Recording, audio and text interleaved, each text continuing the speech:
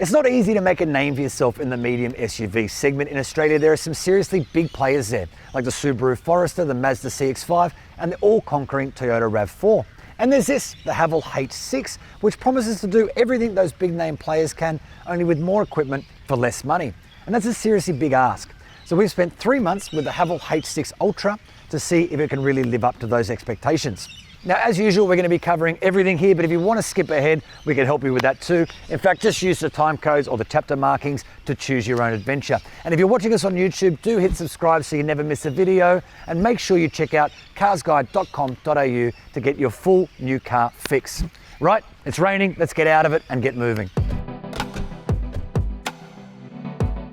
Our Ultra sits atop the H6 family, above the premium and luxe variants, but just below the Vanta.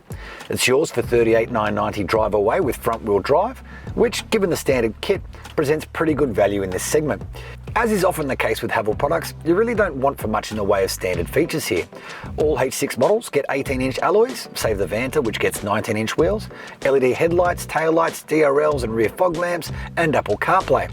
Springing for the luxe adds things like front LED fog lights, a leather steering wheel, roof rails, dual zone climate, faux leather seats that are heated in the front, and adaptive cruise. Our model, the Ultra, then ups the equipment game further, adding a big sunroof, an electric boot, a bigger 12.3-inch touchscreen and a head-up display, heating and ventilation for the front seats, and wireless charging for your mobile phone. That's plenty of kit, and given the H6 Vanta really only adds the bigger alloys and some blacked out style bits, but only costs about $1,000 more, either of the top tier models will deliver everything you really need or want. For mine, it's a tale of two vehicles here because I'm not overly in love with this view, although there are some elements that I quite like. I could take or leave this big shiny grille, for example, but I do like the headlight treatment, and I love the light treatment at the back, which has this solid light bar that spans the width of the boot, looking really cool at night. I also like the big alloys, and I like the fact that this side view is relatively clean, simple, uncluttered, and sophisticated. It's quite a nice story inside too, so hop in, I'll show you. Now seriously, tell me this isn't a nice place to spend time. I really think they've got this right. I love the material use.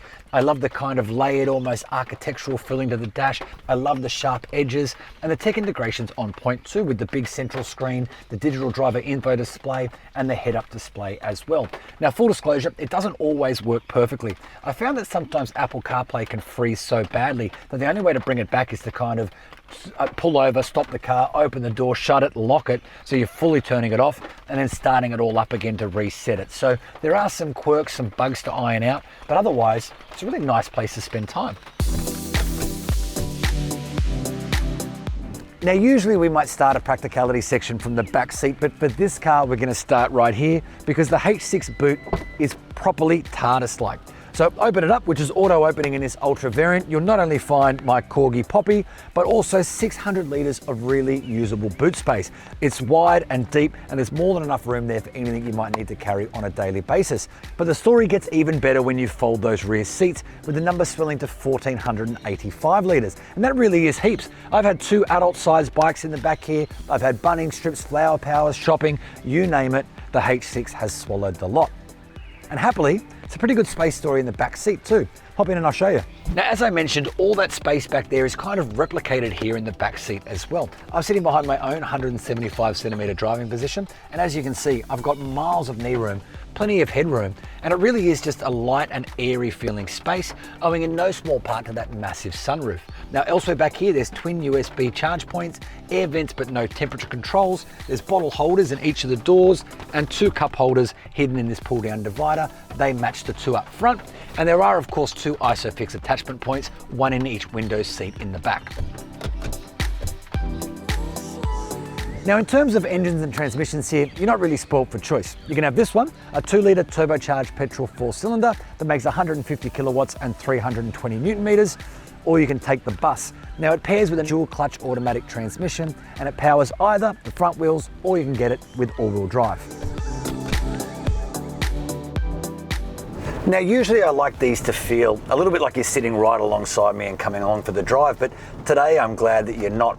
All this endless rain in Sydney and my little mate back there have combined to create this kind of wet dog ambience in here that you should be thankful that you're missing.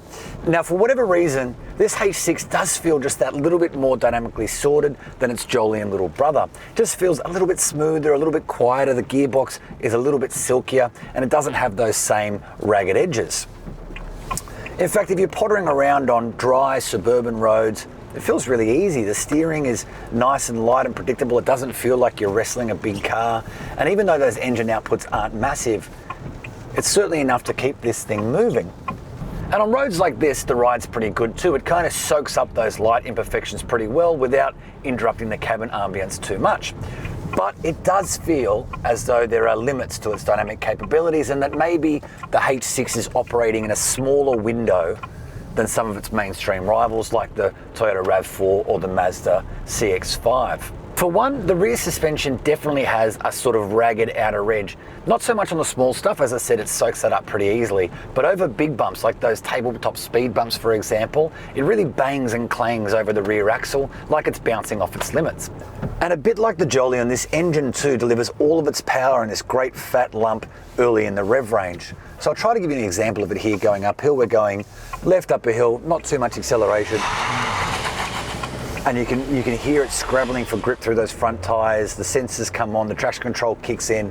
And that was really a mild case, and it happens quite frequently, especially when it's wet.